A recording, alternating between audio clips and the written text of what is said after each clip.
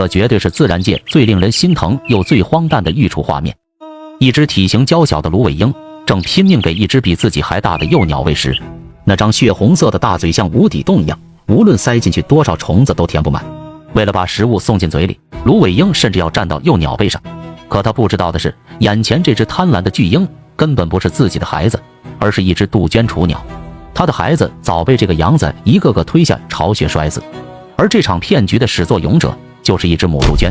他从不养娃，却让无数养母家破鸟亡。杜鹃鸟也叫做布谷鸟，它被称为鸟类中的寄生大师。早在1个月前，当芦苇鹰筑巢产卵时，就已经被母杜鹃盯上了。趁芦苇鹰外出觅食，母杜鹃会迅速飞进巢穴，叼走1枚鸟蛋，再在短短10秒内产下1枚自己的蛋，然后立刻离开。更厉害的是，杜鹃并不是随便产卵，经过长期进化，不同种群的杜鹃会专门模仿不同宿主的鸟蛋颜色和花纹，有些仿真程度极高，连人类都很难分辨。为了抢占先机，杜鹃雏鸟总提前1-2天破壳。刚出生的小杜鹃体重只有3克，眼睛都还没睁开，却带着与生俱来的杀戮本能。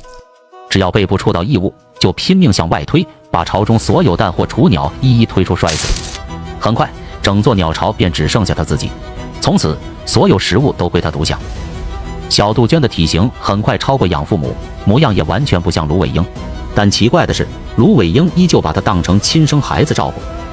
原来芦苇鹰只能分辨蛋的差异，却认不出幼鸟。更离谱的是，小杜鹃还能模仿整窝幼鸟的讨食声，听起来仿佛有好几只雏鸟同时在挨饿。再加上鲜红的大嘴，会不断刺激芦苇鹰的喂食本能。为了喂饱这个巨鹰，芦苇鹰夫妇每天捕捉数百次昆虫，从清晨忙到黄昏，有些甚至累死在途中。3周后，小杜鹃羽翼丰满，头也不回地飞往非洲过冬，留下精疲力尽的芦苇鹰。而来年春天，这只杜鹃会循着记忆，再次把蛋产在芦苇鹰的巢里。年复一年，这场错付的爱永远不会结束。